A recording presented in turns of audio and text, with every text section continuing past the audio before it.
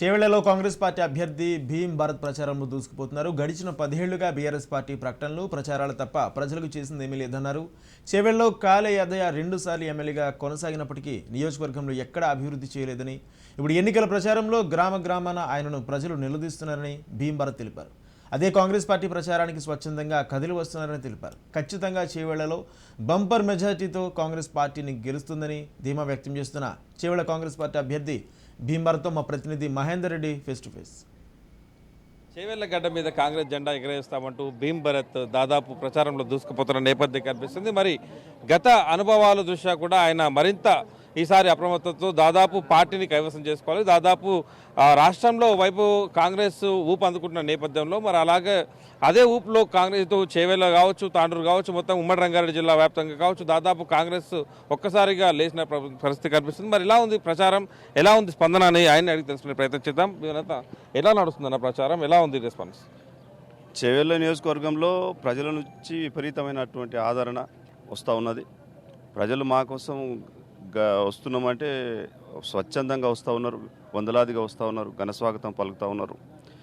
వాళ్ళు వాళ్ళ గ్రామంలోకి వచ్చిన తర్వాత ఈ 10 ఏళ్ళ కాలంలో ప్రజలు ఎదుర్కొన్నటువంటి సమస్యలను కూడా మాకు చెప్తా ఉన్నారు.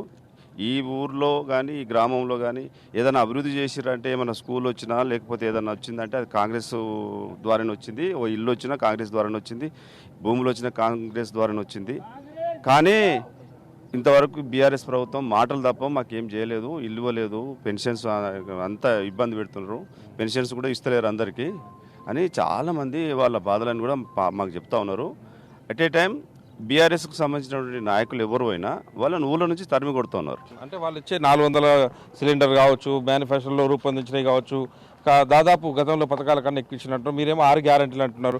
మీ 6 గ్యారెంటీలు దాదాపు జనాల వరకు ఎలా వెళ్తున్నాయి, అవన్నీ కూడా ఓటు బ్యాంక్గా మారే అవకాశానికి మీరు ఏ రకంగా తీసుకుపోతున్నారు? గతంలో వాళ్ళు 3 ఎకరాల భూమి ఇస్తామన్నారు, దళితుని సీఎం చేస్తామన్నారు, డబుల్ బెడ్రూమ్ ఇస్తామన్నారు, ఇవన్నీ చెప్పారు కదా. ఓట్లు వేసుకున్నారు, ఎక్కడ ఇచ్చినారు? ఎక్కడ డబుల్ బెడ్రూమ్లు ఇచ్చారు? ఎక్కడ 3 ఎకరాల భూమి ఇచ్చారు? ఉన్న భూమినే తీసుకొని ప్లాట్లు చేసి రియల్ ఎస్టేట్ చేస్తున్నారు కదా. భీమ్ భారత్ గారికి మీ సపోర్ట్ కూడా కొండంత అండగా భావిస్తూ ఆయన చెప్పిన నేపథ్యం ఎలా సాగుతుంది? మీ కాంగ్రెస్ భావజాలతోటి రాజకీయాలు చేస్తున్నాం. ఇవాళ ఏ ఊరు వెళ్ళినా కాంగ్రెస్ పార్టీ అభ్యర్థికి బ్రహ్మరథం పడుతున్నారు. ఇవాళ రాష్ట్రంలో కాంగ్రెస్ పార్టీ పవనాలు వీస్తుంది. ఒకటి ఏంటంటే మీరు జనాలు ఏం అడుగుతున్నారు? బీఆర్ఎస్ పార్టీ వాళ్ళు పోతే ప్రజలు ప్రశ్నిస్తున్నారు, మనుషులు కార్యకర్తలు, మా కార్యకర్తలు ప్రజలు ప్రశ్నిస్తున్నారు. మీరు ఇచ్చిన హామీలు ఏమైంది? దళితుని సీఎం చేస్తున్నారు ఏమైంది? దళిత బంధు ఇస్తానని ఏమైంది? బీసీ బంధు ఇస్తానని, 3 ఎకరాల భూమి ఇస్తానని ఏమైందని ఏ ఒక్క ఊర్లో పోయి మేము అడిగినా కానీ ఏ ఒక్క హామీ అన్న నెరవేర్చిందా బీఆర్ఎస్ పార్టీ వాళ్ళంటే? ఒక్కటి కూడా హామీ నెరవేర్చలేదు.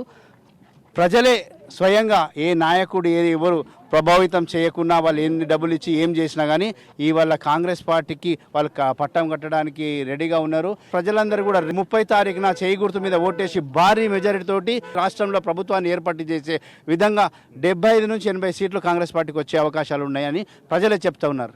చేవెళ్ల ఓటర్లకు మీరు ఏం చెప్తున్నారు? నేను చేవెళ్ల నియోజకవర్గంలోని ఓటర్లకు ప్రజలకు అందరూ కూడా ఒక విజ్ఞప్తి చేస్తా ఉన్నా. మీరు ఆలోచించండి. 10 సంవత్సరాలుగా వాళ్ళు మాయమాటలు చెప్పి, బోగస్ మాటలు చెప్పి నెట్టుకొస్తూ ఉన్నారు.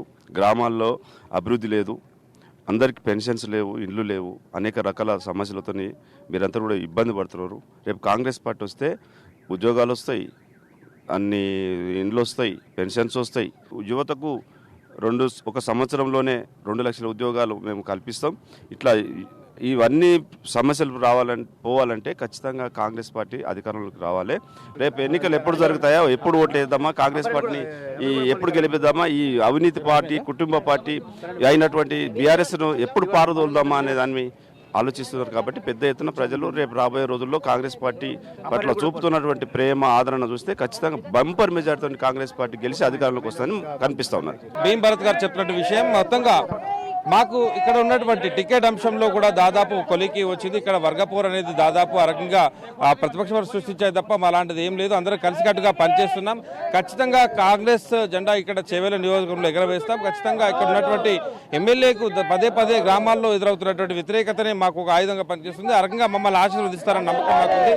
దాదాపు ఖచ్చితంగా రాష్ట్రంలో కాంగ్రెస్ పార్టీ అధికారం రావడం, చేవెళ్లలో కాంగ్రెస్ పార్టీ జెండా ఎగరడం మా పని అన్నట్టుగా దాదాపు భీమ్ భారత్ ప్రచారంలో దూసుకుపోతున్న పరం. ఇది చేవెళ్లలో కాంగ్రెస్ పార్టీ ప్రచార పరిస్థితి. కెమెరా రఘుతో మహేందర్ రెడ్డి, చేవెళ్ల, రంగారెడ్డి జిల్లా.